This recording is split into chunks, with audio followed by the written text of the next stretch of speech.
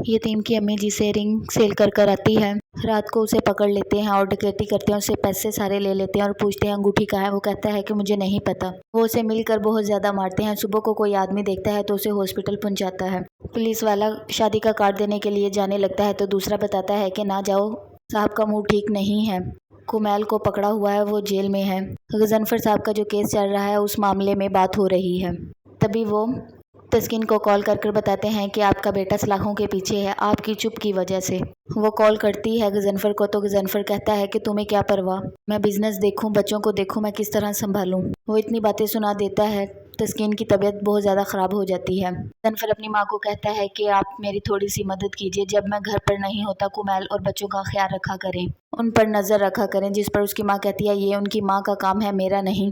पर उसका पागलपन ख़त्म होने को नहीं आ रहा, अपनी औलाद के बारे में नहीं सोच रही। सकलैन की बहन रो रही होती है अमारा।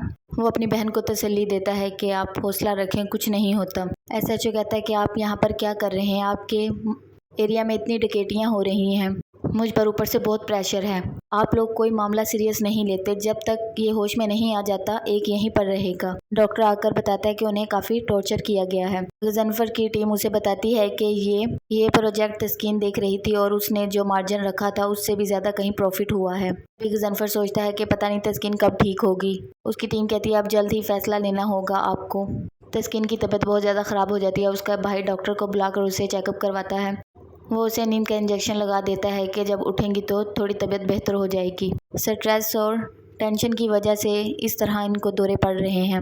बख्तान के मामू कहते हैं ये तुम्हारी माँ भी है और मेरी बहन भी है, मुझे भी बहुत परेशानी है। गजनफर को बताता है। गजनफर कहता है कि मुझे परवाह है तो मैं सब काम छोड़कर यहाँ आया हूँ। कुमैल जेल में था, उसे वहाँ से लेकर आया हूँ। मैं बहुत टेंशन में हूँ, ये ठीक होने का नाम नहीं ले रही, मेरी भी कोई ज़िंदगी है, मैं फंस कर रह गया हूँ। सकलैन बख्तावर को कहते हैं कि तुम अमारा के पास हो आना, वो तुम्हारी दोस्त भी है, कज़न भी है। अमारा कहती है कि हाँ वो मेरी हमराज भी थी, लेकिन वक्त वक्त की बात है, अब वैसा कुछ नहीं रहा, लेकिन आप कहते हैं तो मैं ज़रूर चक्कर लगा लूँगी। सकलैन कहते हैं कि तुम्हारा बहुत शुक्रिया अगर तुम आ जाओ। तस्कीन का भाई फ्रॉड करता है अपनी बहन के साथ, कहता है कि तुम लुक आफ्टर नहीं कर सकती फार्म हाउस की, तो मैं ठेके पर देना चाहता हूँ, तुम इन पेपर्स पर साइन कर दो।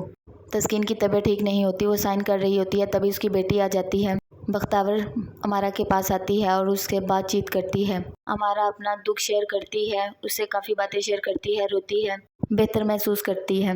वो कहती है कि मेरी औलाद भी नहीं है और मेरा घर भी ख़त्म हो गया है, मैंने बहुत प्यार से वो घर बनाया था। बख्तावर जब घर जाने लगती है तो उसकी ताई कहती है कि बेटा तुम आती रहा करो, तुम्हारे आने से काफ़ी हौसला हुआ है, अमारा को काफ़ी संभल गई है, पहले बहुत ज़्यादा तबीयत ख़राब थी, बहुत टेंशन ले रही थी। बख्तावर कहती है जी मैं ज़रूर चक्कर लगाया करूँगी।